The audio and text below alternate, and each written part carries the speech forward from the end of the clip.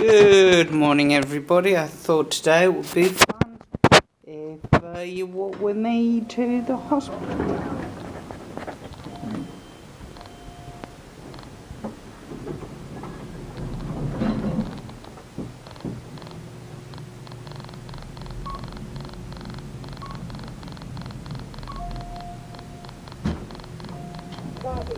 Going up.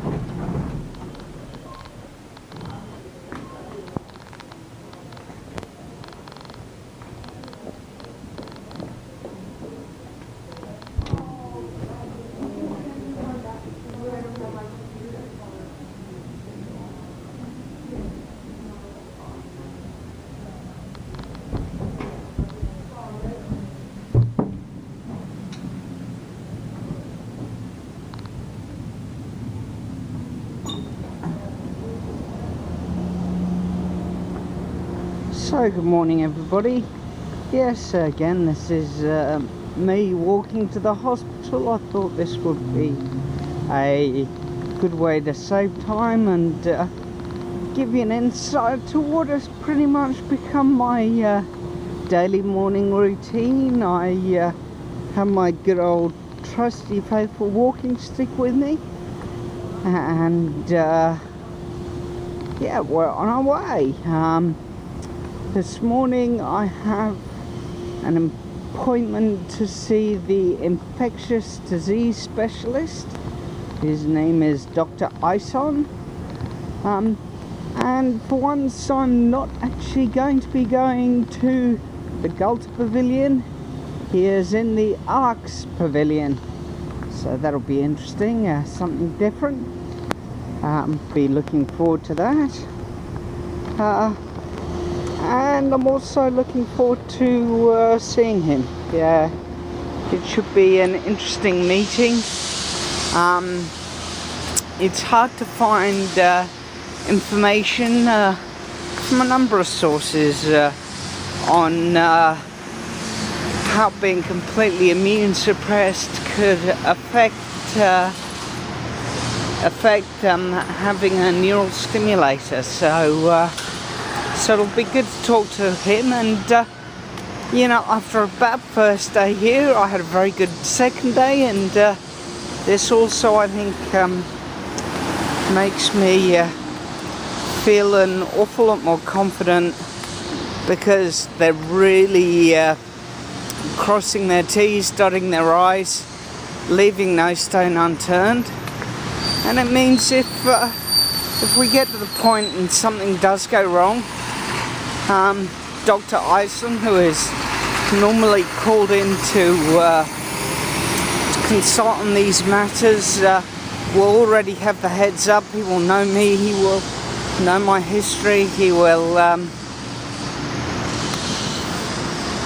know what to do, and hopefully that will make everything happen a little quicker. I've got to say, I don't understand the crossings here. I assume when they look like that, it means that the cars have to wait for you. But when you have what we have in Australia, we call a zebra crossing, which is thick black and white lines across the road, they normally also have a pedestrian line.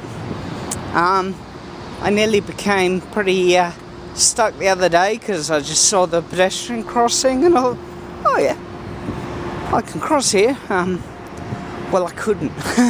There were cars coming at me quite fast, so I had to get back on the pavement pretty quickly. Luckily, I made it.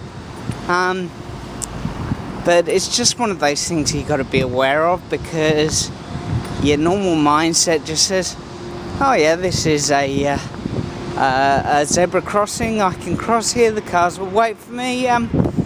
No, not necessarily. If I walk past one, I will show you. Anyway, that's Dr. Ison this morning.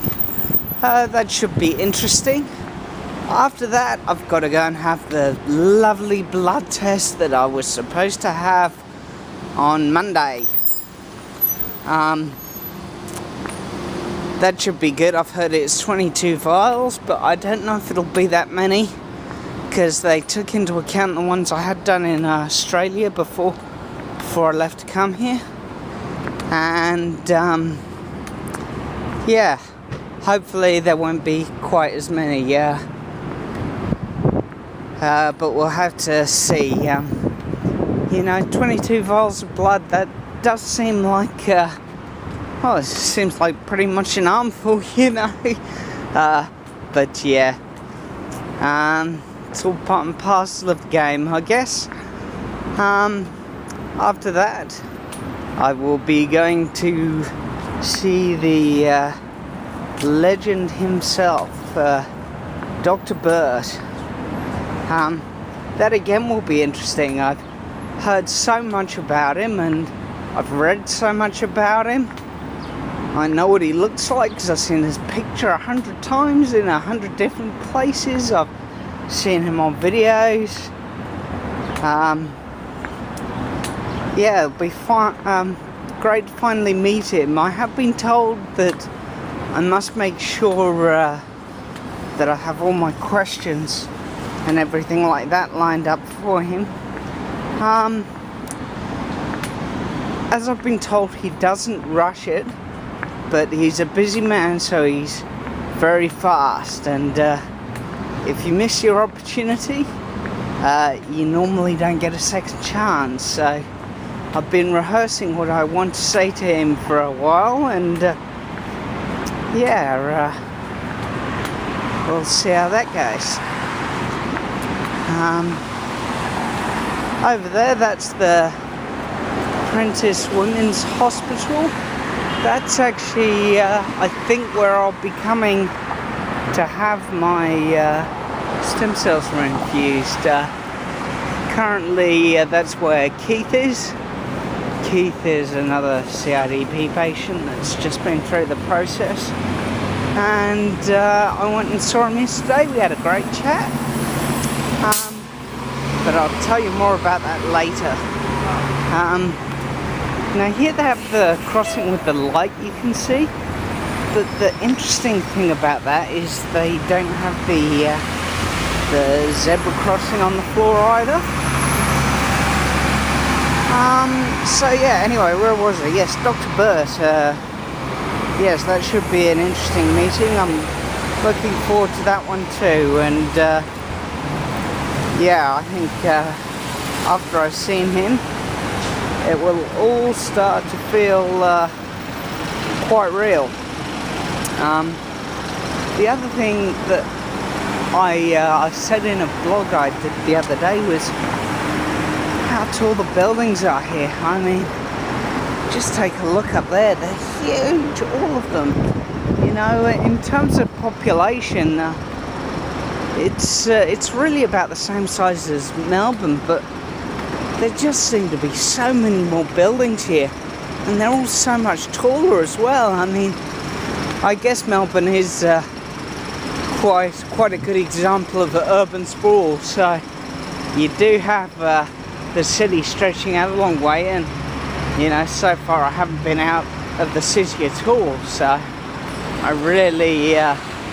really couldn't comment on what it's like in the suburbs, but yeah, the city just seems so much bigger. It is a very nice city though. I've really enjoyed my time here so far.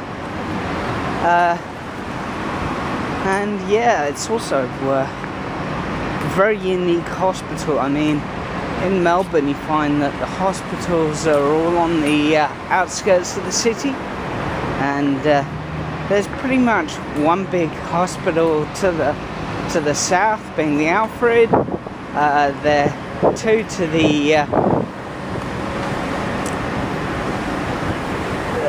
two off to the east, being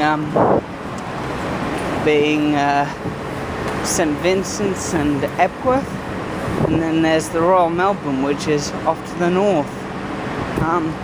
It seems like Chicago just have the one really big hospital that's right in the middle of town, and there are quite a few big buildings. If I come up here, you can see the map, and all the colour buildings with numbers on them are hospital buildings, and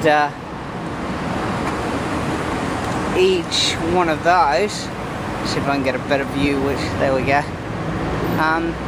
each one of those is a really big building, at least 10 stories tall. Yeah, which means they must have a lot of doctors doing a lot of work here. But that's great, you know, they keep all the knowledge central. You know, if you need a second opinion or an opinion from another specialist, they're all going to be right there. If you need tests done, you don't have to send them off to other hospitals or institutions. That too would all be right here. All my appointments, and yeah, I've got a lot of them in all different places, pretty much in 3 buildings. Those 3 buildings are right next door to each other. The main one, I guess, would be the Gulper Pavilion, which we're going to walk past very soon.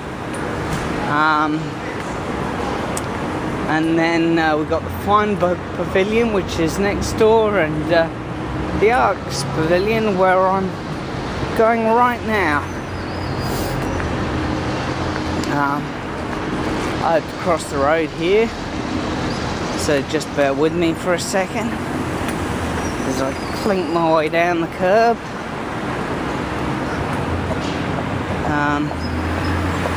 Don't want to get run over, but hey, oh, yikes. There we go, thank you.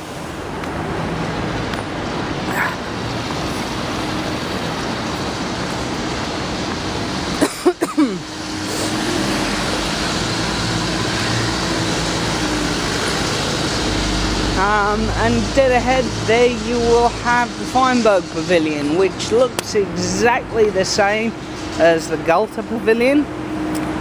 One thing about the Gulter Pavilion is it doesn't matter which side you approach it from, it looks exactly the same on every side. And the first time I walked out of it, I didn't know whether I was coming out in the northeast, south or west side of the pavilion. I was really quite lost, you know. I had a 25% chance of walking in the right direction, and luckily I managed to see a couple of little landmarks that I remembered from my way in, and I managed to find my way out. So there we go.